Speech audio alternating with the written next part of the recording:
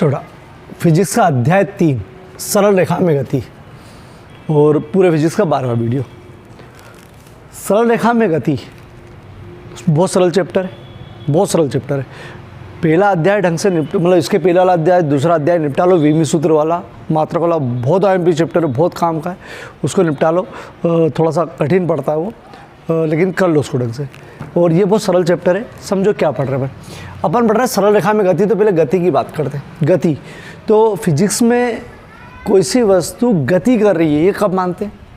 तो ये मानते हैं कि अगर कोई वस्तु अपनी स्थिति बार बार बदल रही है तो उसे गत्यावस्था मानते हैं, मतलब चलती हुई मानते हैं। बार बार स्थिति बदल रही मतलब क्या? जैसे अपन ने किसी वस्तु को यहाँ देखा, ये वस्तु को ये है, यहाँ ए पे देखा अपन, ठीक, अपन यहाँ से देख रहे हैं। 5 मिनट बाद वो यहाँ तक पहुँच गई है, इतनी दूर तक पहुँच गई, फिर अगले 5 मिनट बाद वो यहाँ पहुँच गई है, ठीक। तो बोले 10 मिनट तक हमने देखा, बोले हाँ 10 मिनट जो समय दे रखा है 10, उस 10 मिनट में बोले यार ये अपनी स्थिति बदल रही है, मतलब ये काय में आ गई है, गत्यावस्था में आ गई, मतलब गतिशील है, ठीक है। अगर आप 10 मिनट का अंतराल ले लो और कोई सी दूसरी वस्तु देखो और वो वहीं खड़ी है, जैसे कोई थंबा है या कोई इंसान ही है जो 10 मिनट तक तो वहीं खड़ा हुआ है, तो बोले वो अभी विराम अवस्था में। इसका मतलब क्या कि इस समय में वो विराम अवस्था में, ठीक है। समय का भी ध्यान रखना पड़ता है, ठीक है। चलो, तो विराम अवस्था किसको बोला है? कि अगर कोई वस्तु समय के साथ अपनी स्थिति नहीं बदले, जहाँ है वहीं रहे उस समय में, तो समझ जाओ वो विराम अवस्था में, और अपनी स्थिति बदले तो वो गत्यावस्था में, ठीक है। चलो, मैं आपको एक अलग सा बता दूं कि हालांकि पूरे दुनिया में सब चीज़ गत्यावस्था में। क्यों? क्योंकि देखो पृथ्वी गोल है और अपन सब पूरी दुनिया पृथ्वी पर ही है। तो पृथ्वी गोल है, वो सूर्य के चारों ओर घूम रही है और अपने अक्ष पर भी घूम रही है, यूँ। तो अगर अपन सोचे कोई इंसान अंतरिक्ष में, तो उसके नाम के अनुसार तो सब गत्यावस्था में। लेकिन अभी अपन इसको इग्नोर करेंगे। अभी तो ये सोचो कि भैया मैं खड़ा हूँ ना, मेरे सामने कौन चलता हुआ दिख रहा है, वो सब गत्यावस्था में समय के साथ। मकान, पेड़ और ये सब विराम अवस्था में, ठीक है।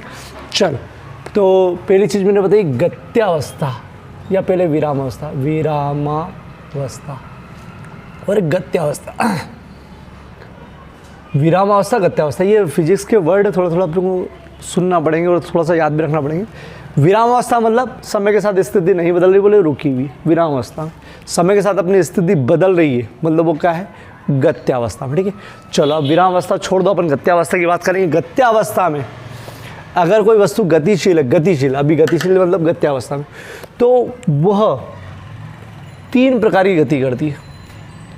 एकविमी, द्विविमी और त्रिविमी। बाकी सब गति इसके अंदर आएगी, लेकिन अभी ये गतियाँ, ठीक है, विशेष। अब वस्तु गति करना लग गई, बढ़ाओ गतिशील वस्तु को का ही गणना करना शुरू करेंगे अपन।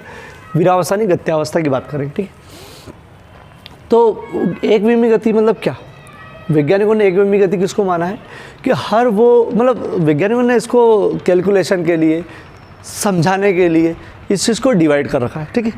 क्या डिवाइड कर रखा है? कि यार जो भी वस्तु अगर सीधी सीधी रेखा में जाएगी, बिल्कुल सीधी रेखा में कहीं पे मुड़ेगी नहीं, तो अपन बोलेंगे यार वो वस्तु एकविमी गति कर रही, एकविमी गति। जैसे वो सीधी कोई पटरी हो, बिल्कुल सीधी पटरी, रेल की सीधी पटरी हो, उस पर कोई ट्रेन चल रही हो, पटरी मुड़ती भी है, वो नहीं, सीधी पटरी। तो सीधी पटरी पर रेल की गति जो एकविमी गति हो गई। सीधी सड़क पर कार की गति, ध्यान रखना कार इधर उधर नहीं होना चाहिए, नुनू भी नहीं होना चाहिए, सीधी, ठीक। या मैं बता दूँ, ये जैसे ये पेन अगर मैं गिरा दूँ तो ये सीधा नीचे आ रहा है, ये तो ये एकविमी गति हुई, ठीक है, एकविमी गति। या एक पतली सी रस्सी, बहुत पतली रस्सी, उसमें चींटी चल रही है, उसको मालूम इधर भी नहीं जा सकती, इधर भी नहीं जा सकती, एकविमी गति। पतली सी, बेटा बहुत मोटी होगी तो वो भी इंजॉय करेगी इधर उधर, ठीक है, ठीक, पतली सी। तो रस्सी मतलब डोरी मान लो, धागा। एकविमी गति, यदि कोई वस्तु सीधी रेखा में गति करती, बिल्कुल स्ट्रेट, या अपन एक गेंद को यूँ सीधा लुढ़का दे, वो एकविमी गति, ठीक है। एकविमी गति, यदि कोई वस्तु एक सरल रेखा में गति करे, उसकी गति को एकविमी गति कहते हैं। एकविमी गति का एक और नाम है ऋजु रेखी। नए नए वर्ड यार, फिर याद करना पड़ता है। लो रिज्जु रेखी, रिज्जु रेखी, रिज्जु रेखी का मतलब होता है जो स्ट्रेट बिल्कुल सीधा हो, जैसे पेन स्ट्रेट, एक तार, बिल्कुल तार ले लो सीधा, बिल्कुल स्ट्रेट सीधे चीज़ को बोलते हैं रिज्जु रेखी। और गति अगर ऐसी हो रही हो तो रिज्जु रेखी गति, रिज्जु रेखी गति, ठीक है। रिज्जु रेखी तार मतलब सीधा तार। तो एक विमी गति क्या, यदि कोई वस्तु एक सरल रेखा में गति करे तो उसकी गति को एक विमी गति, समझ में भी आ गया, बता दिया मैंने आपको, याद भी हो गया, सरल रेखा में गति करे, ठीक है। उदाहरण, सीधी सड़क पर, और सीधी सड़क पर कार की गति, सीधी पटरी पर ट्रेन की गति। ऊर्ध्वाधर कोई, ऊर्ध्वाधर इसको बोलते हैं ऊर्ध्वाधर, ऊर्ध्वाधर कोई नीचे कर रही है वस्तु, उसकी गति। तो ये समझना है, अभी याद दे रखना है इसको। चलो द्विविमी गति क्या, द्विविमी गति यदि कोई वस्तु समतल पर गति करती है। समतल क्या, ठीक है, तो समतल इसको मानो आप, ठीक है। ये जो अपना बोर्ड है ये समतल बोलते हैं इसको, ठीक है, समतल। जैसे आप इमेज करो, बोर्ड इतना ही बड़ा है, बस इतना ही बड़ा, दिख तो बहुत बड़ा है, इतना ही बड़ा। अगर कोई वस्तु अगर एक विमी गति करती, एक विमी, तो बंदी से अगर वो यहाँ से चलना शुरू करी तो इधर जा सकती है या इधर जा सकती है, मतलब बस ये डायरेक्शन है, वो एक ही मानते ही, ठीक है। तो ये एक ही डायरेक्शन है। लेकिन अगर कोई वस्तु दो विमी गति करती है तो दो विमी गति में उसके लिए इतना सारी जगह है, वो इधर भी जा सकती है, इधर भी जा सकती है, इधर भी जा सकती है, इधर भी जा सकती है, सब जगह जा सकती है। तो वो समतल पर सब जगह जा सकती है, समतल पर। जैसे ये कीड़े मकोड़े जो रेंगते हैं नीचे धरती पर, अपन जो चलते हैं, अपन भी सब द्विविमी गति, समतल पर गति करते हैं। अरे दीवार पर छिपकली चलती है, इधर इधर इधर इधर, ठीक, तो वो कौन सी गति हो गई, दो विमी गति, ठीक है। दो विमी गति मतलब उसके पास दो तरफ की स्वतंत्रता है, इधर भी जा सकती है, इधर भी जा सकती है, द्विविमी गति, ठीक है। क्लियर हो गई दो विमी गति। तो द्विविमी गति ये ऊपर भी जा सकती है, इधर भी जा सकती है, इधर भी जा सकती है, द्विविमी गति, ठीक है। अब द्विविमी गति, उसका उदाहरण तो कीड़े मकोड़े की गति सही है। और बता दूं, हाँ, कैरम की गोट की गति, कैरम की गोट नहीं, मैं लिखूँगा नहीं, अभी याद रखना, मैं एकदम पूछूँगा आपसे। कैरम की गोट की गति, कैरम खेलते ना तो वो इधर उधर जाती, कैरम की गोट की गति। ये होता है बिलियर्ड की बॉल, बिलियर्ड मतलब वो जो टेबल रहती ना उस पर डंडी से खेलते फुल, मैं तो नहीं खेला लेकिन हाँ वो खेलते, ठीक है। तो वो बिलियर्ड होता है, बिलियर्ड की बॉल की गति, वो भी इस पर, ठीक, बिलियर्ड की बॉल की गति। तो कैरम की गोट की गति, बिलियर्ड के बॉल की गति, ये वो कि फिक्स, ये और दूसरी गति नहीं करते, ये द्विविमी गति करते, ठीक है। मतलब एक विमी तो कर सकते हैं अगर यही चीज़ बिल्कुल सीधे सीधे जाए, लेकिन प्रायः जो करते हैं उनके पास वो है वो द्विविमी गति, ठीक है। नहीं तो बोले यार सर हमने ट्राई कर सकते, बारी तो सीधी भी तो जा सकती है एक विमी, हाँ हो सकती है, लेकिन हमेशा थोड़ी, हमेशा तो, ठीक। तो द्विविमी गति यदि कोई वस्तु समतल पर गति करे तो वो कहलाती है द्विविमी गति। कैरम की गोट की गति, बिलियर्ड की बॉल की गति, ये दो गति हो, लिख नहीं रहा हूँ मैं, अभी याद रह जाएगी, ठीक है। फिर त्रिविमी गति क्या, त्रिविमी गति वो होती है जो आकाश में गति करती है। आकाश में गति क्या, तो समझना हो वो आकाश में गति किसको बोल रहे हैं। तो उन्होंने बोला कि यार जैसे कोई वस्तु इस समतल पर सीधी जा रही तो बोले एक विमी है वो, तो इस समतल पर यूँ भी जा रही, यूँ भी जा रही, यूँ भी जा रही तो बोले दो विमी है। लेकिन वो इधर भी आ सकती है, इधर भी जा सकती है, इधर भी जा सकती है और हवा में भी आ सकती है, मतलब तीन डायरेक्शन में वो जा सकती है, तीन तरफ घूम सकती है। अगर वो ऐसा कर सकती है तो वो होती है त्रिविमी गति। जैसे कोई कीड़ा ही है, वो यूँ गया और वो कीड़ा ऐसा जो उड़ भी सकता है, यूँ आ गया, वो त्रिविमी गति हो गई उसकी। बोले जरा हमने देखा उसको तो इधर भी जा रहा था, इधर भी जा रहा था, बोले हवा में उड़ रहा था, त्रिविमी गति हो गई। या उड़ती हुई पतंग की गति, और उड़ती हुई पतंग कभी इधर ने ऊपर जाती है, नीचे जाती है इधर। या वो गैसों के अणु, सबसे अच्छा उदाहरण गैसों के अणुओं की गति। जब गैस मतलब ये हवा मान लो, हवा सब तरफ घूमती है तो गैसों के अणु को दिखती नहीं है, लेकिन गैसों के अणु जो गति है वो त्रिविमी गति। कौन सी गति, त्रिविमी, ठीक है। तो त्रिविमी गति जो आकाश में गति करती है। तो परिभाषा से एकदम मतलब है कि सर आकाश में, तो बोले सर आपने पेन गिराया है, अभी तो आकाश में नहीं, हवा में ही तो है, लेकिन उसमें ध्यान रखना है कि वो सब तरफ जा सकता है, सब तरफ जा सकता है तो ही त्रिविमी गति बोलेंगे, ठीक है। तो यदि कोई वस्तु आकाश में गति करती है तो उसकी गति को बोलते हैं त्रिविमी गति, ठीक है। गैसों के अणुओं की गतिविधि अपन और उड़ते हुए पतंग की गति। चलो वापस से, एक विमी गति, सीधी रेखा में गति करे तो एक विमी रिज्जु रेखी और एक विमी एक ही सीधी रेखा में गति। द्विविमी समतल में गति करे, अपन द्विमी गति करते जाते हैं, ठीक है। त्रिमी गति, यदि कोई वस्तु आकाश में गति कर दे, आकाश में गति कर दे मतलब सब तरफ जा सके तो, ठीक है, आकाश में गति करे। नहीं तो बोले सर रॉकेट, तो रॉकेट शुरू में तो सीधे जाता यूँ, वो तो एक भी गति करते जा रहा है, लेकिन वो बाद में भले वो डायरेक्शन चेंज होती है, वो होती है, तो अपन इसको तो ले ही नहीं सकते, उदाहरण दिया भी नहीं अपन ने, ठीक है।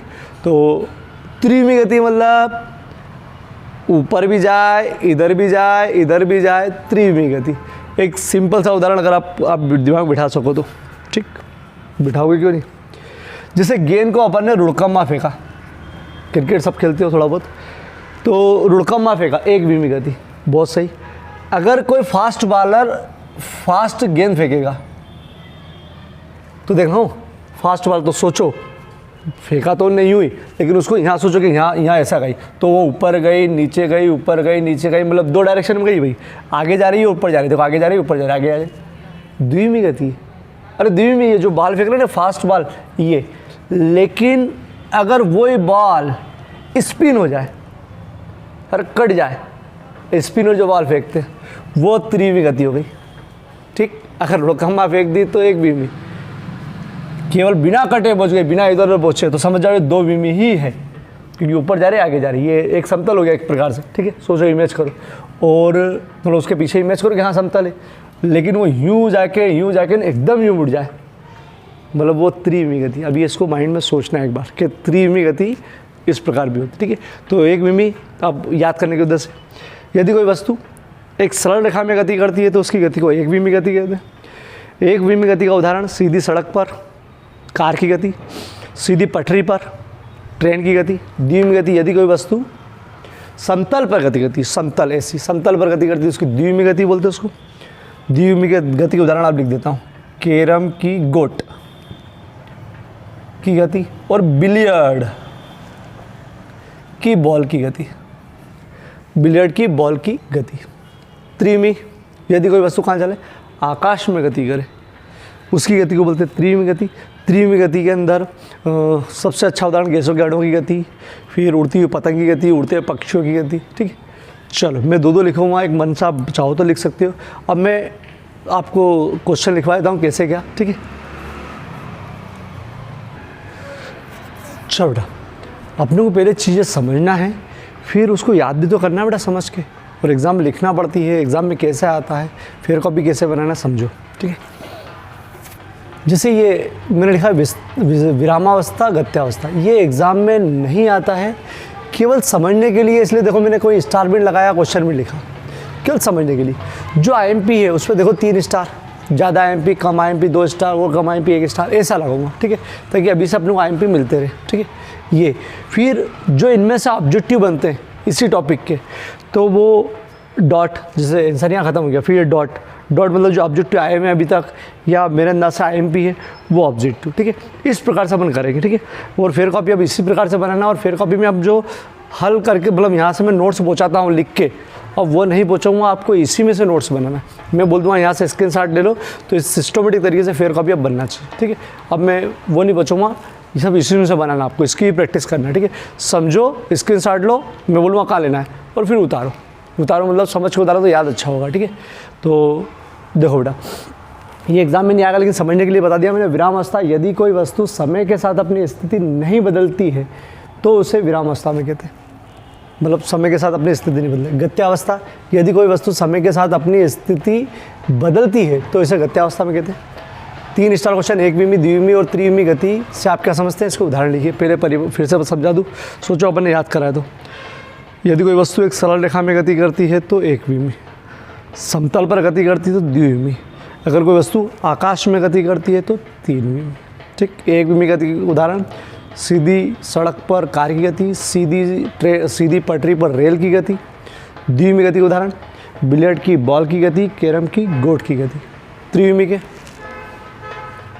गैसों के अणुओं की गति, और एक और आप उड़ते हुए पक्षी भी लिख सकते हो, पतंग, उड़ती हुई पतंग की गति।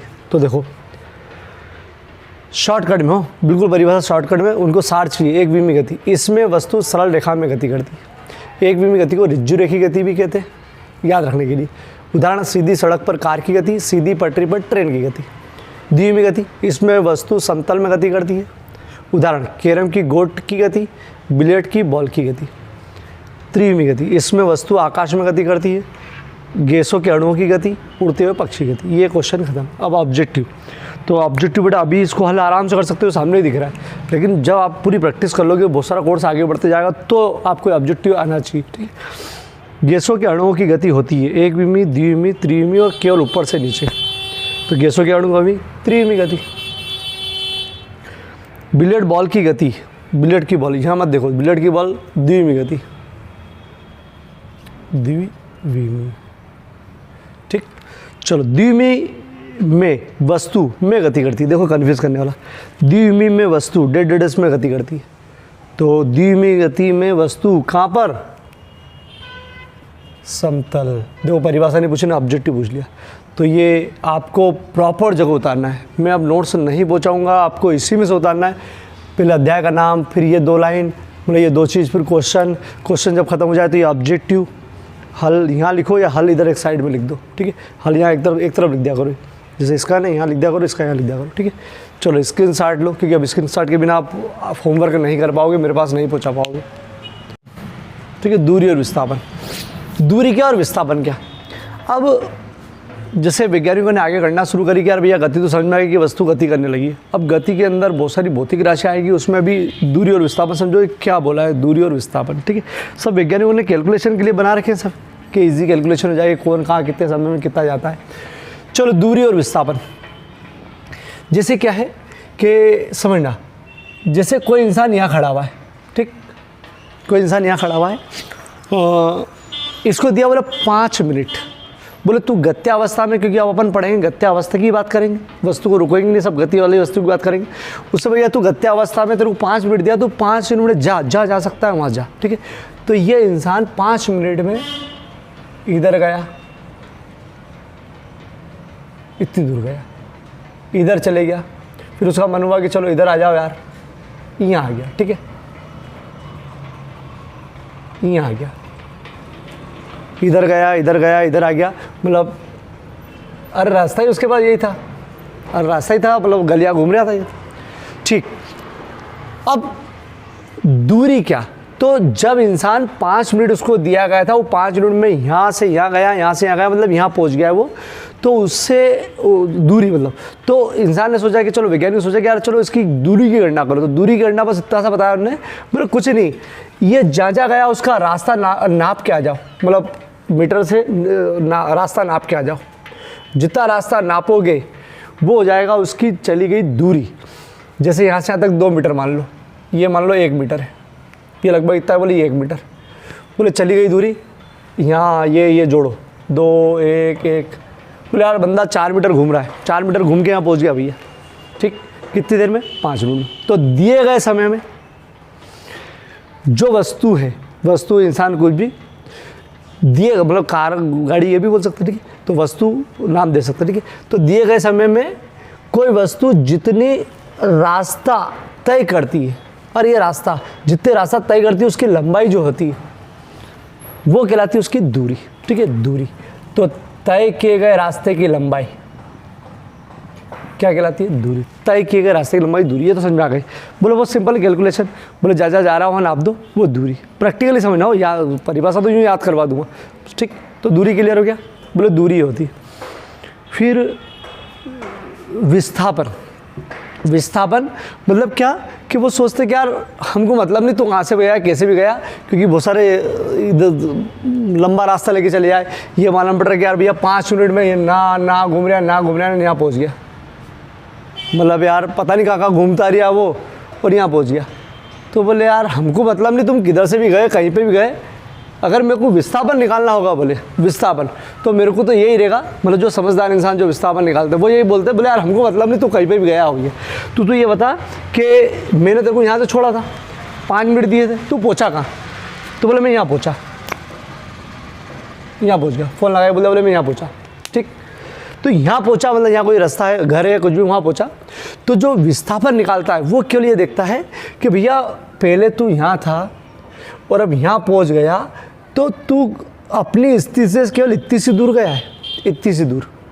तू रास्ता कितना भी तय करा हो तुमने, लेकिन प्रारंभिक स्थिति और अंतिम स्थिति से जो न्यूनतम दूरी है वो केवल इतनी सी हुई है, इतनी, मतलब ये, इसको नाम दे दिया उन्होंने विस्थापन। ठीक, तो ज़रूरत तो सबकी पड़ती है भैया, दूरी की भी और विस्थापन की भी, लेकिन परिभाषा के लिए बता रहा हूँ मैं कि भैया क्या बोलता है वो, कि वस्तु की जो प्रारंभिक स्थिति है और जो अंतिम स्थिति है उसका बीच का जो सबसे कम दूरी है, सबसे छोटी दूरी वाली, उसको नाम दे देंगे बोले हम विस्थापन। ठीक है, विस्थापन। तो दूरी, उन्होंने बोला दूरी जहाँ जहाँ तक तय किया गया वो दूरी कहलाएंगे, और जब भी विस्थापन नापना पड़ेगा तो बोले कुछ नहीं, विस्थापन जब भी नापना पड़ेगा तो उससे पूछना पड़ेगा कि भैया प्रारंभिक स्थिति तू कहाँ था और कहाँ पहुँच गया है, और फिर केवल क्या करना है कि वो शॉर्ट वाला रास्ता नापना है, बिल्कुल छोटा सा रास्ता नापना है, इसके अलावा कोई छोटा है ही नहीं इसका। अरे किधर से भी नापो, सबसे छोटा तो यही है।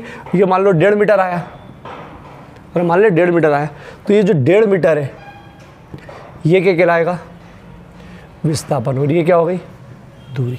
ठीक, तो दूरी और विस्थापन क्लियर हुआ, पूरी तरह नहीं हुआ लेकिन क्लियर हुआ क्या, कि भैया अगर कोई वस्तु गतिशील है, गतिशील हो तो दिए गए समय में कितना रास्ता तय करती है उसकी लंबाई नाप लो, वो दूरी। और विस्थापन क्या, बोले दिए गए समय में वस्तु की प्रारंभिक स्थिति और अंतिम स्थिति देख लो, और उसके बीच की जो न्यूनतम दूरी है, न्यूनतम दूरी, वो कहलाएगा उसका विस्थापन। ठीक, तो विस्थापन क्लियर हुआ। तो अब पहले परिभाषा हो जाए फिर आगे बढ़ेंगे धीरे से। ठीक है, दूरी दिए गए समय में, जैसे कितना है दिया गया समय 5 मिनट। ठीक है, दिए गए समय में वस्तु द्वारा तय किए गए रास्ते की लंबाई को दूरी कहते हैं। हो गई परिभाषा, दिए गए समय में वस्तु द्वारा तय किए गए रास्ते की लंबाई को दूरी कहते हैं। बोले विस्थापन क्या, विस्थापन तो वही दिए गए समय में वस्तु की प्रारंभिक स्थिति, ये प्रारंभिक स्थिति और ये अंतिम स्थिति, प्रारंभिक स्थिति और अंतिम स्थिति के बीच की जो न्यूनतम दूरी है। देखो परिभाषा, विस्थापन की परिभाषा में दूरी का जिक्र आ गया, न्यूनतम जो दूरी है, न्यूनतम जो दूरी है वो कहलाएगी उसका विस्थापन। ठीक है, तो क्लियर, परिभाषा क्लियर हो गई। परिभाषा इसकी फिर से सुन लो। ये तो मालूम है दिए गए समय में वस्तु द्वारा तय किया गया रास्ता का लंबाई, वस्तु द्वारा तय किए गए रास्ते की लंबाई, रास्ते की लंबाई। ठीक है, दूरी। विस्थापन दिए गए समय में वस्तु की प्रारंभिक स्थिति और अंतिम स्थिति, प्रारंभिक स्थिति के बीच के न्यूनतम जो सबसे कम दूरी होती है उसको बोलते हैं उसका विस्थापन। ये तो परिभाषा अब आगे बढ़ते हैं ठीक है इनके बारे में। चलो विस्थापन हो रही है। अब दूरी जो होती है, दूरी ये अदिश राशि है, अदिश, और विस्थापन जो होता है वो सदिश राशि है। समझना, अदिश का पहले मतलब बता दूं, चौथे चैप्टर में आया, अगले चैप्टर में। अदिश वो राशि जिसमें दिशा न हो, अदिश दिशा के बिना वाली, ठीक है। और सदिश दिशा के साथ, जो दिशा के साथ हो वो सदिश, जो दिशा के साथ ना हो वो अदिश, मतलब जिसमें दिशा ना हो वो अदिश, ठीक है, दिशा ना हो। तो देखो दूरी में दिशा नहीं है, क्यों दूरी में दिशा कैसे नहीं है कि भैया आप पहले इधर चले गए तो ये दूरी नापना पड़ेगी, इधर आए तो ये दूरी नापना पड़ेगी, मतलब कोई दिशा नहीं, पहले इधर आए ना फिर इधर आए ना फिर इधर आ गए। तो जब आप दूरी नापने गए तो इधर भी गए, इधर भी गए, इधर भी गए, तो दूरी नापने वाला बेचारा दिशा ही नहीं समझ में आ रहा कि भैया कहीं पे भी चले जाओ, इधर भी जाना पड़ रहा है, इधर भी जाना पड़ा। लेकिन विस्थापन नापने वाला केवल एक निश्चित दिशा के अलावा कहीं नहीं जा सकता। ये रही, वो या तो यहाँ से यहाँ टेप लाएगा या यहाँ से टेप लाएगा। तो टेप लाने पर तो मार्ग तो एक ही दिखेगा ना, एक ही मार्ग बस, इसके अलावा कोई मार्ग नहीं, ठीक। तो इसका मतलब क्या भैया विस्थापन जो है वो एक निश्चित डायरेक्शन में नाप सकते हैं, इसके अलावा कोई मार्ग ही नहीं है न्यूनतम वाला। तो एक दिशा हो गई, तो जिसमें भी दिशा हो जाए वो सदिश। तो ये कौन सी राशि है, विस्थापन कौन सी राशि है, सदिश। बहुत आईएमपी पॉइंट हो गया कि भैया ये अदिश राशि है क्योंकि कहीं पे भी जा रही है, और सदिश केवल एक ही, इसके अलावा कोई सा मार्ग नहीं है, वो कौन सी राशि हो गई, सदिश, ठीक है, सदिश। चलो आगे बढ़ते हैं। ये जो दूरी है केवल धनात्मक होती है, ये धनात्मक, ऋणात्मक और शून्य। पहले समझना हो, याद तो यूँ ही कर लोगे तुम, धनात्मक, ऋणात्मक और शून्य तीनों होते हैं। दूरी केवल धनात्मक होती है। क्या मतलब दूरी धनात्मक होती है, तो देखो ये यहाँ से यहाँ तक है 2, यहाँ से यहाँ तक गया 1, यहाँ से यहाँ तक गया 1, 4, तो धन में ही तो है, सब जोड़ना है। और अगर आगे बढ़ गए तो और 9 5-7 फीट जितना भी है, मतलब मीटर, मतलब दूरी केवल क्या होती है, धनात्मक। अगर कोई वस्तु गतिशील है, अगर वो चलना शुरू कर रही है तो 100% दूरी कहीं ना कहीं तो होगी, भले इतनी सी हो, आपको जोड़ना पड़ेगी, वो धन में ही आएगी। कुछ भी हो जाए, ठीक है। अगर गतिशील वस्तु तो दूरी तो 100% होगी, ठीक। चलो, लेकिन विस्थापन धनात्मक भी हो सकता है, ऋणात्मक भी हो सकता है और शून्य भी हो सकता है, ठीक। चलो, तो धनात्मक तो हो गया, बताओ कैसे? बोले सर ये धनात्मक है 1.5 वाला। अरे 1.5 धनात्मक है, वो तो समझ में आ गया धनात्मक होता है। मैंने क्या बोला? दूरी जो है वो केवल धनात्मक होती है अगर कोई वस्तु गतिशील है, तो जरा सी, भले वो गति करेगी तो जरा सी दूरी भी चलेगी, भले वो यूँ जाके यूँ चले जाए जरा सी, बस जरा सी एक कदम भी चल जाए तो बोले दूरी तो है, दूरी तो है, ठीक है। चलो, लेकिन मैं कह रहा हूँ विस्थापन धनात्मक होता है, ऋणात्मक होता है, शून्य होता है। धनात्मक समझ में आ गया, धनात्मक है। ऋणात्मक कैसे? रुक जाओ, पहले शून्य देख लेते फिर ऋणात्मक देखेंगे। शून्य कैसे? ठीक है, अब इस इंसान को 5 मिनट दिए थे, सुनना मेरी बात, 5 मिनट। इस इंसान को 5 मिनट दिए थे, अगर ये 5 मिनट में यहाँ से यहाँ जाता, यहाँ से यहाँ आता, यहाँ से यहाँ आता और वापस यहाँ आ जाता, अरे थोड़ी सी स्पीड बढ़ा, तेज तेज उड़ लेता, यहाँ से यहाँ गया, यहाँ से यहाँ गया, यहाँ से यहाँ गया, वापस यहाँ पहुँच गया, यहाँ पहुँच गया भैया वापस, तो बताओ दूरी कितनी? तो दूरी हमारा 4 तो हो जाती और तीसरी ओर जुड़ जाती। और बोलो 5.5 चल गया, अरे 5.5 दूरी चल गया। और विस्थापन कितना? विस्थापन कितना? तो भैया प्रारंभिक स्थिति यही, अंतिम स्थिति भी यही, अरे यहीं पहुंच गया वो, तो विस्थापन हो गया 0। कब? जब वो 5 मिनट में यहीं पहुंच जाता, ठीक। अगर तेज जोड़ता, चलो ठीक है, ये मत उदाहरण समझो, तो अगला अलग समझो, अलग समझता, ठीक है। नहीं पहुंचा भैया, नहीं पहुंचा, ठीक। चलो, जैसे आप जब रात को सोते हो तो जिस बिस्तर पे सोते हो उस बिस्तर से उठते हो, मान लो, ठीक है, दिन में चलते नहीं हो तो वहाँ से आप उठे हो, फिर दिन भर आप उठ के काम करते हो, बाहर जाते हो, स्कूल जाते हो, कोचिंग जाते हो, अभी नहीं जाते हो, जब भी जाओगे ना रात को वापस उसी बिस्तर पे जाके सो जाओगे, ठीक। तो आप देखना पूरे इतने समय में, अब 12 घंटे 15 घंटे जितने भी, उस पूरे समय में आपने दूरी तो बहुत चल दी, बहुत दूरी चली। आप अगर नापने बैठोगे तो हो सकता है कोई 2-2, 10 किलोमीटर चले, साइकिल से, पैदल, गाड़ी से, लेकिन विस्थापन शून्य। क्यों? प्रारंभिक स्थिति बिस्तर पे है, अंतिम स्थिति वही बिस्तर पे। अगर उस समय अंतराल में लिया है पूरे वो 15 घंटे 12 घंटे में, तो विस्थापन हो गया 0, कि प्रारंभिक स्थिति वही और अंतिम स्थिति मतलब विस्थापन शून्य। इसका मतलब रोज़ तुम घर से निकलते हो, वापस घर चले जाते हो, दूरी तो बहुत तय करते हो, लेकिन विस्थापन शून्य। एक बहुत अच्छा उदाहरण जो एग्जाम में पूछते हैं, यदि कोई वस्तु r त्रिज्या के वृत्ताकार मार्ग पर घूम रही है, यहाँ से शुरू हुई है, घूमते घूमते घूमते घूमते वापस आ गई, एक पूरा चक्कर लगाया है, एक पूरा चक्कर लगाया, तो अब एक पूरे चक्कर में जितने भी समय में लगाया, पूरे चक्कर में दूरी कितनी तय करी? तो दूरी तो करी है भैया ये, तो ये पूरी दूरी, ये पूरी जो दूरी है, अगर इसको मैं काट के खींच लूँ तो ये दूरी कितनी होती है? ये दूरी कितनी तय होती है? तो ये दूरी, इस दूरी को निकालने का सूत्र 2πr। अरे वृत्त की परिधि, वृत्त की परिधि मतलब ये पूरी दूरी, ये वाली, पूरा एक चक्कर, तो दूरी तो घूम ली इतनी सारी, लेकिन बोले विस्थापन कितना? ये दूरी हुई बेटा, विस्थापन कितना? 0। क्यों? प्रारंभिक स्थिति यही, अंतिम स्थिति यही, इन दोनों के बीच की न्यूनतम दूरी भी यही, और यही क्या मतलब है ही नहीं, तो हो गया विस्थापन 0। तो ये बहुत बार आता है कि r त्रिज्या के वृत्ताकार मार्ग पर अगर कोई वस्तु घूम रही है तो एक पूरा चक्कर लगा ले तो दूरी कितनी? बोले 2πr, विस्थापन बोले कितना? 0। तो आपको 2 चीज़ क्लियर हो गई, क्या? धनात्मक तो होता ही है, शून्य हो ही गया तो शून्य, ये वाला बता दिया, एक अपने घर से निकले और वापस घर आ गए, शून्य। अब बचा क्या? ऋणात्मक। ऋणात्मक कैसे होता है? ठीक है, तो 2 मिनट समझो इसको, ऋणात्मक कैसे, ठीक। देखना इधर हो, जैसे आपका घर ये रहा और स्कूल आपका यहाँ है, ठीक है, स्कूल यहाँ है। अब आपसे बोला कि यार भैया स्कूल का समय हो गया, जाओ स्कूल जाओ, तो यहाँ पेरेंट्स जो भी स्कूल जाने का बोलते हैं वो ये सोच के बैठे कि यार भैया अभी स्कूल अभी निकला है, 10 मिनट में, अगर ज़्यादा दूर नहीं तो 10 मिनट में पहुँच जाएगा। तो उनकी प्रारंभिक स्थिति ये है और मन में उनकी अंतिम स्थिति ये है कि अपने यहाँ पहुँचना चाहिए, अंतिम स्थिति यही है। 5-7 मिनट के बाद जब उनको लगा कि यार भैया पता तो करे क्या है, वो बंदा इधर नहीं जाके नहीं यहाँ बैठा हुआ है अपने दोस्त के पास, मतलब इस डायरेक्शन में बैठा हुआ अपने दोस्त के पास। तो देखो ये जो कैलकुलेट कर रहे हैं, जो सोच के बैठे कि स्कूल में गया होगा, स्कूल में बैठा होगा, उसके लिए इसका विस्थापन हो गया ऋणात्मक। कैसे हो गया? क्योंकि उसको मालूम है कि यार भैया अपन दूरी जो नापेंगे, मतलब जो न्यूनतम दूरी नापेंगे वो यहाँ नापना है हमको, क्योंकि हम तो सोच रहे हैं कि स्कूल में बैठा हुआ है, हमारे लिए तो ये होना चाहिए जो भी, लेकिन वो इधर नहीं पाया गया, वो उल्टे डायरेक्शन में पाया गया।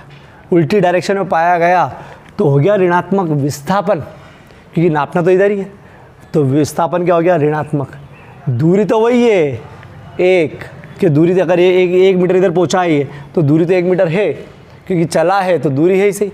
अब आपको मानना है कि अगर इसको वापस यहाँ पहुँचना है तो वापस यहाँ आएगा, फिर यहाँ जाएगा, मतलब दूरी तो बहुत चलेगा, लेकिन विस्थापन तो यहाँ अगर खड़ा हुआ है तो ऋण में हो ही गया, और वापस यहाँ आएगा तो शून्य हो जाएगा। फिर वो आगे बढ़ता है तो बेचारा फिर धनात्मक, तो ऋणात्मक समझाए क्यों?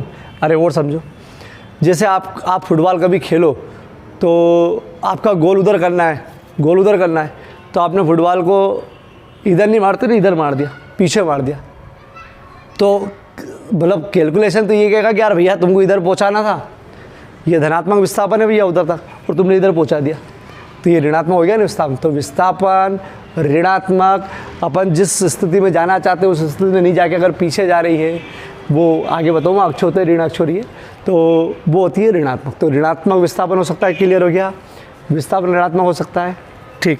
कभी कभी हो जाता है ना कि यार भैया मतलब आपको जाना इधर है, जाना इधर है, और बोले यार भैया अपना जो भी काम है, बाजार का काम है, वो इधर जाना है, और आपका धुन बन गई और आप इधर निकल लिए बहुत दूर, तो समझ जाओ कि आपका हो गया विस्थापन ऋणात्मक।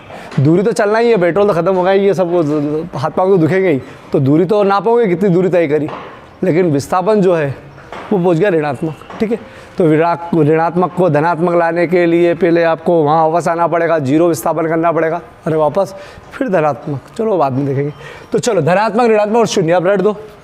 दूरी धनात्मक होती है, विस्थापन धनात्मक ऋणात्मक और शून्य हो सकता है। क्या करें, जो बच्चा नहीं समझता उसको लिए रटना पड़ता है, लेकिन मैं कह रहा हूँ सब समझो, सब समझ सकते हैं, समझना आसान होता है बजाय याद करने के।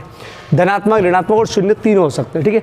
धनात्मक क्या बताया तो बोले है ही धनात्मक, शून्य क्या बताया जहाँ से चली थी वहीं आ जाए वो शून्य, ऋणात्मक क्या जिधर जाना था उधर नहीं गया, कि पीछे चले जाए तो ऋणात्मक। चल अब 3 पॉइंट बता दूँ, एक परिभाषा, पहले परिभाषा वापस से बता दूँ। दिए गए समय में वस्तु द्वारा तय किए गए रास्ते की लंबाई को दूरी, दिए गए समय में वस्तु द्वारा तय किए गए रास्ते की लंबाई को दूरी हो गई याद। विस्थापन दिए गए समय में वस्तु की प्रारंभिक स्थिति और अंतिम स्थिति के बीच की न्यूनतम दूरी, के बीच की न्यूनतम दूरी को विस्थापन कहते हैं।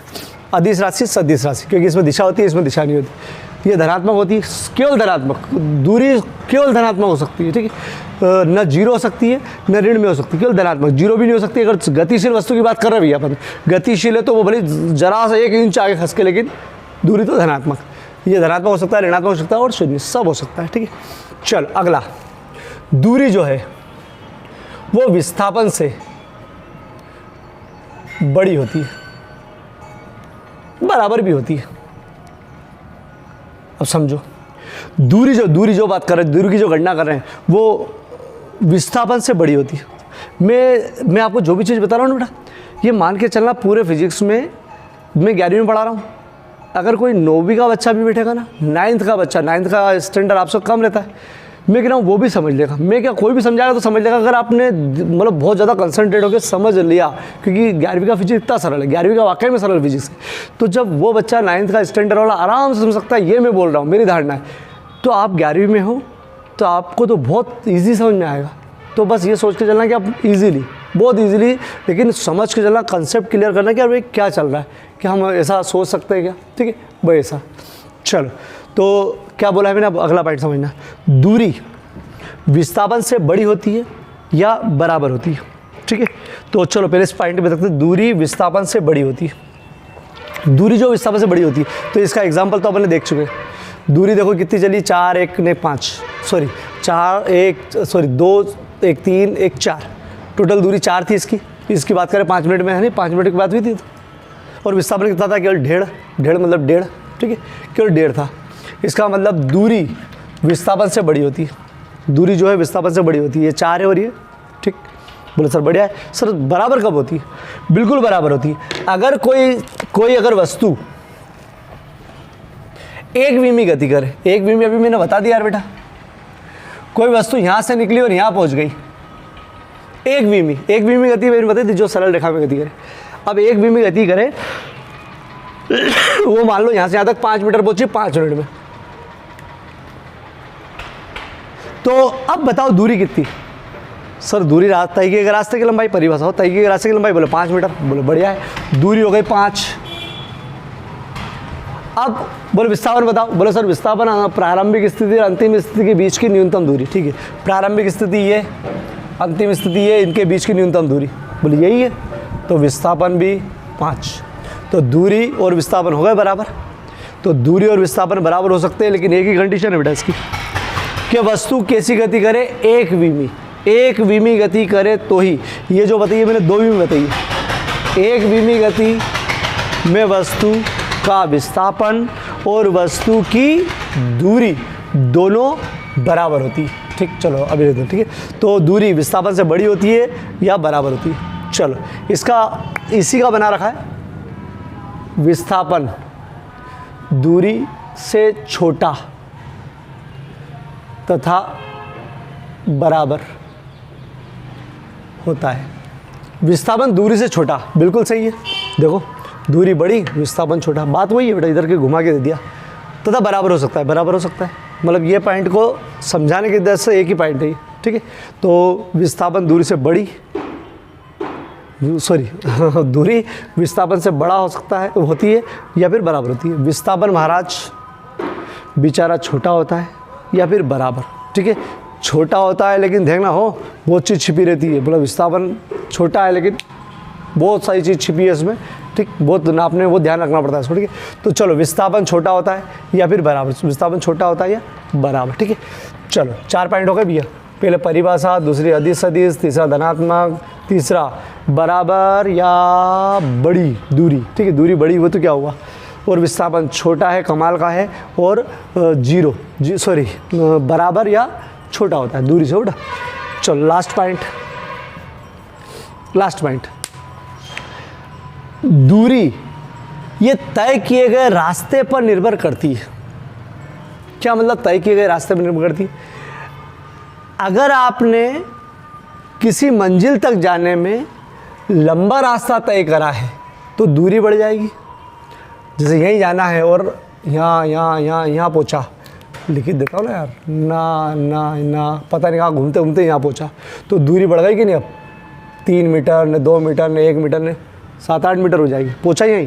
तो रास्ता अगर लंबा तय करा है, मार्ग अगर लंबा तय करा है तो दूरी बढ़ जाती है, लेकिन विस्थापन तो वही, प्रारंभिक स्थिति और अंतिम स्थिति के बीच में जो न्यूनतम दूरी वही। मतलब इसका मतलब क्या कि ये दूरी जो है मार्ग पर जो पथ करा है उस पर निर्भर करेगी, और विस्थापन मार्ग पर निर्भर नहीं करता है। तुम कोई से भी मार्ग से जाओ, कहाँ थे और कहाँ पहुँच गए हम तो उसकी न्यूनतम दूरी निकाल लेंगे, ठीक है। तो जीवन में जब आप कोई सा काम करने जाते हो तो थोड़ा सा दूरी तय कम करना पड़े वो करते कि यार भैया कहीं ना कहीं दूरी तय, क्योंकि विस्थापन तो एक ही रहता है कि भैया उस दुकान तक जाना है, ठीक। लेकिन जीवन में बेईमानी के रास्ते से शॉर्टकट मत अपनाना तरक्की के लिए। अरे वो विस्थापन शॉर्टकट रास्ता बेईमानी हो, बेईमानी के तरीके मत अपनाना, उसमें ईमानदारी से भले ही दूरी ज़्यादा तय करना पड़े वो चल जाएगा, लेकिन बेईमानी नहीं, टीपा टापी नहीं, और आगे जब कमाओगे तब, अभी नहीं, ठीक है। चलो इधर ये दूरी जो है तय किए गए रास्ते की रास्ते पर निर्भर करती है कि लंबा रास्ता कि छोटा रास्ता, और ये तय किए गए रास्ते पर निर्भर नहीं करता है। बीच में रास्ता कोई सा भी है, कहाँ था और कहाँ पहुंच गया, बस उससे मतलब है। बीच का कोई मार्ग मतलब नहीं है, उसको तो न्यूनतम वाला मार्ग देखना है, एक ही मार्ग देखना है, इधर उधर का मार्ग नहीं, ठीक है। चलो अब मैं पूरी चीज़ याद करने के उद्देश्य से बता रहा हूँ, पूरी याद करना, समझा चुका हूँ मैं सब चीज़, अब केवल याद करने की, ठीक है। दूरी दिए गए समय में, जो भी 5 मिनट दिए गए समय में तय किए गए रास्ते की लंबाई को दूरी कहते हैं। तय किए गए रास्ते की लंबाई की दूरी हो गई। दिए गए समय में वस्तु की प्रारंभिक स्थिति और अंतिम स्थिति के बीच की न्यूनतम दूरी, इसमें दूरी का जो वर्ड आ गया हो, न्यूनतम दूरी को विस्थापन कहते हैं। खत्म, ठीक है। चलो इधर यह अदिश है क्योंकि दिशा की जरूरत नहीं, कहीं पे घूमती रहती।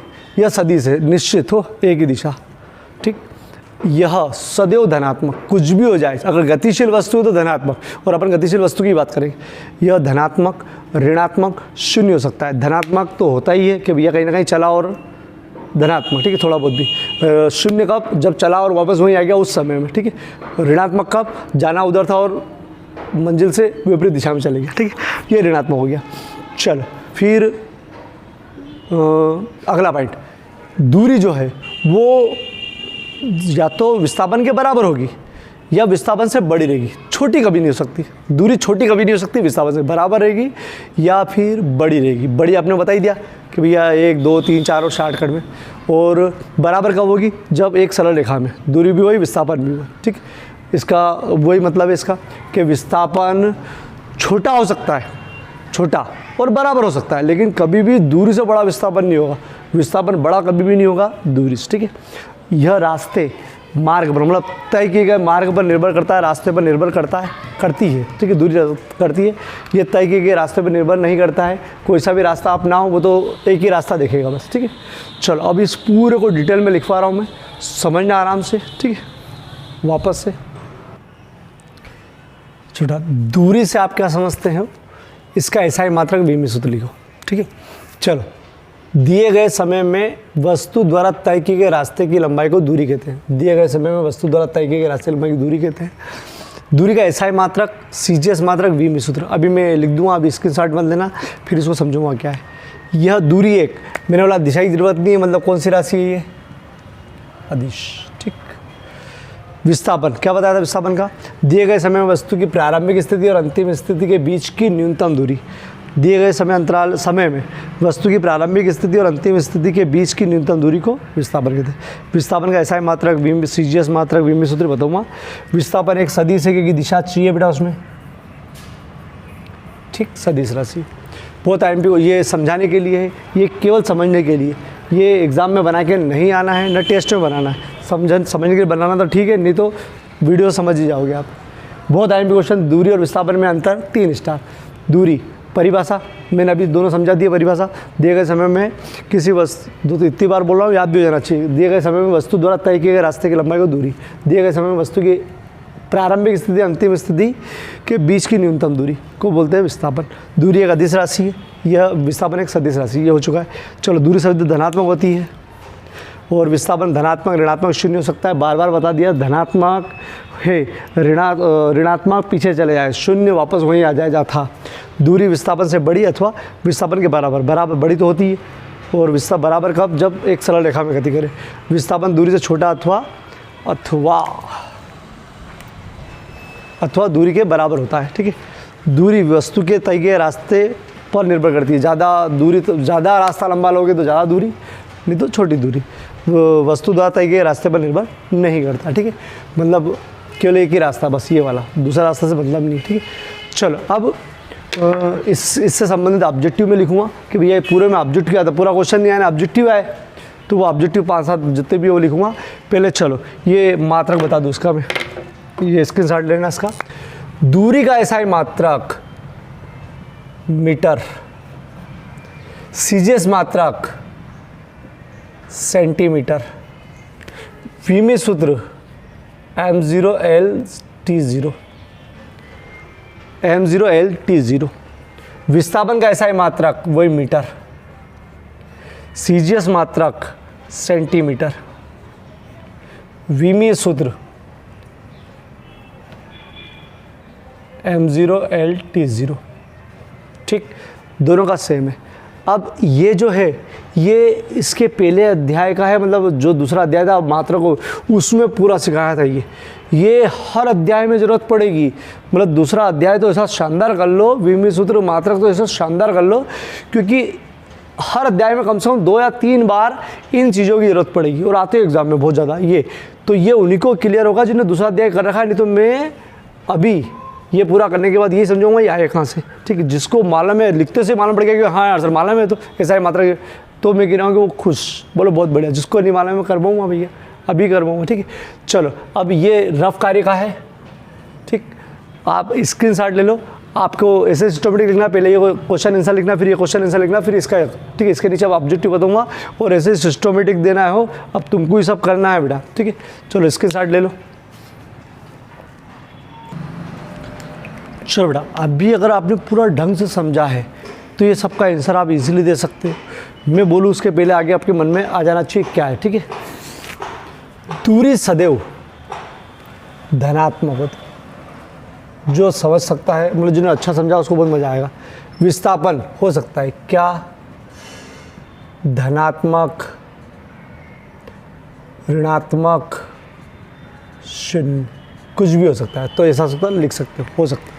यदि कोई वस्तु r त्रिज्या के वृत्ताकार मार्ग पर एक पूर्ण चक्कर लगाती है, पूर्ण चक्कर r त्रिज्या के वृत्ताकार मार्ग पर, यहाँ थी यहीं आ गई, तो उसका विस्थापन शून्य। अब ऐसा शून्य भी लिख सकते हो, अरे वहीं आ गई ना वापस, चली गई दूरी 2πr, अरे वृत्त की परिधि, चली गई दूरी। किसी गतिमान कण के लिए शून्य हो सकता है विस्थापन, दूरी, चाल, इनमें से कोई नहीं, ठीक है। चाल के बारे में पढ़ा नहीं अपन ने, ठीक है, लेकिन इसमें जिसके बारे में पढ़ा उसमें एक ऐसा है जो शून्य हो सकता है। देखो, तो गतिमान कण के लिए बोल रहे हैं, तो विस्थापन शून्य कब होगा, अरे तो सही है, जा था वहीं, गतिमान तो था ही। तो कौन सा, विस्थापन का परिमाण, परिमाण मतलब दिशा नहीं, मतलब दो चीज़ होती है, परिमाण मतलब संख्यात्मक मान, जैसे किसी का परिमाण 5 मीटर उत्तर दिशा में, बोले उत्तर दिशा में नापना था तो उत्तर नहीं, केवल परिमाण मतलब संख्या वाला मान, ठीक है, मत कन्फ्यूज हो। विस्थापन का परिमाण मतलब विस्थापन दूरी से छोटा अथवा बराबर होता है, दूरी से छोटा, बिल्कुल छोटा लेकिन कमाल का, कौन, विस्थापन। दूर छोटा लेकिन कमाल का, कौन, विस्थापन। बिल्कुल सत्य बोला आपने, सत्य है। विस्थापन एक कौन सी राशि है, सदिश के अदिश, मतलब ये पूछा है, ठीक। चलो क्लियर है, ये स्क्रीनशॉट ले लो। और जिन बच्चों को मात्रक याद है कि एसआई मात्रक, सीजीएस मात्रक कैसे बनाते हैं, तो मैं दूरी और विस्थापन के बनाने बता रहा हूँ। जिसको लगता है कि अपन ने कर लिया, बोले याद है, उसके लिए ऑफ, ये हो गया तुम्हारा, तो मैं वो बताऊँगा कैसे, ठीक है, उनके लिए हो गया वीडियो पूरा। और ये अब तुमको ही लिखना है, वो जो क्वेश्चन हो जाए उसके बाद इसको भी लिखना है, सब ऑब्जेक्टिव भी लिखना है, ठीक है, ऑब्जेक्टिव भी पूरे लिखना है। स्क्रीनशॉट लो इसका। चौड़ा मात्रकों की 4 पद्धति होती है, जिसमें 2 अभी काम आएगी, वही बता रहा हूँ, एसआई या एमकेएस। इसका पूरा नाम है metre kilogram second, CGS centimetre gram second, ठीक है। ये पूरा 2 अध्याय का पूरा है, पूरा उसमें देख लेना, लेकिन फिर भी मैं बता रहा हूँ। लंबाई, एमकेएस वाला लंबाई को मीटर में नापेगा, द्रव्यमान को किलोग्राम में, ठीक, और समय को नापेगा सेकंड में, ठीक है। लंबाई मतलब लंबाई, चौड़ाई, ऊंचाई, दूरी, विस्थापन, चाप, ये पूरी लंबाई से संबंधित जो स्केल से नापी जाएगी वो सब काय में नापेगा, वो मीटर में।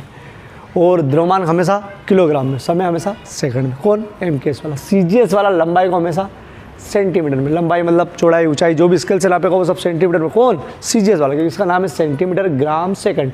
तो द्रव्यमान को ग्राम में, समय को सेकंड, ठीक है, ये मापेगा।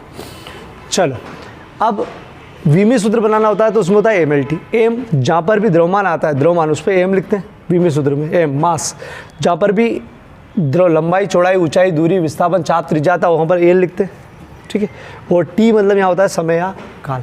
तो चलो ये इसके पहले वाला अध्याय मात्रक उसकी है, मात्रक, मापन और मात्रक, वो पूरा समझना पूरा अध्याय। फिर चलो नहीं आए तो देख लो। तो दूरी, सबसे पहले मात्रक, एसआई मात्रक क्या, तो मात्रक पद्धति में लंबाई मतलब ये सब चीज़, लंबाई का मात्रक एसआई पद्धति में मीटर, सीजीएस पद्धति में, ये एसआई में हो बेटा, सीजीएस पद्धति में लंबाई का मात्रक सेंटीमीटर, और परिभाषा भी यही करी दूरी की, तय किया गया रास्ते की लंबाई को। विमी सूत्र, चलो लंबाई मतलब दूरी, मतलब लंबाई, दूरी का केवल एल, तो एल नहीं लिखते हुए इसको 0 लिखते हैं, टी को 0 लिखते हैं और एल एक बार। विमी सूत्र से बनाना, एक वीडियो है एम नोवा, पी नोवा, पूरा उसमें विमी सूत्र बनाना सिखाया हमने। चलो विस्थापन, तो विस्थापन की परिभाषा में ही दूरी आता है, तो सब चीज़ इसकी हो जाएगी। और विस्थापन में देखो, विस्थापन भी है इसमें, लंबाई में, तो सब चीज़ मतलब तय की अंतिम स्थिति, प्रारंभिक स्थिति के बीच की न्यूनतम दूरी, तो दूरी का जो होगा वही विस्थापन होगा। तो एसआई मात्रक मीटर, सीजीएस मात्रक सेंटीमीटर, और विमी सूत्र, ठीक, विमी सूत्र के लंबाई वाला आएगा। तो अब ध्यान रखना, दूरी का एसआई मात्रक मीटर है, सीजीएस मात्रक सेंटीमीटर है, और विमी सूत्र m0 l t0 है। और जिसको पहले से याद था तो बढ़िया है, विस्थापन का, तभी देने अंतर में नहीं लिखा बेटा, ये दोनों का सेम है ये सिर्फ, तो अंतर में आया ही नहीं, अपन अंतर में लिखा ही नहीं। चलो ये अब हमेशा के लिए याद कर लो, हमेशा के लिए। मात्रा पद्धति, लंबाई का एम केस मीटर, लंबाई का मीटर, द्रव्यमान का किलोग्राम, समय का सेकंड, समय का सब में सेकंड है इसलिए भूल जाओ। सीजीएस में सेंटीमीटर, सीजीएस में सेंटीमीटर और द्रव्यमान का ग्राम, ठीक है। बीमी सूत्र एम, द्रव्यमान की जगह एम लिखेंगे, लंबाई चौड़ाई ऊंचाई दूरी विस्थापन की जगह एल और समय की जगह टी, समय या काल की, ठीक है। अब जिसको पहले से नहीं मालूम है वो एक बार इसको देख लो, बाकी जिसको याद है उसको मालूम है।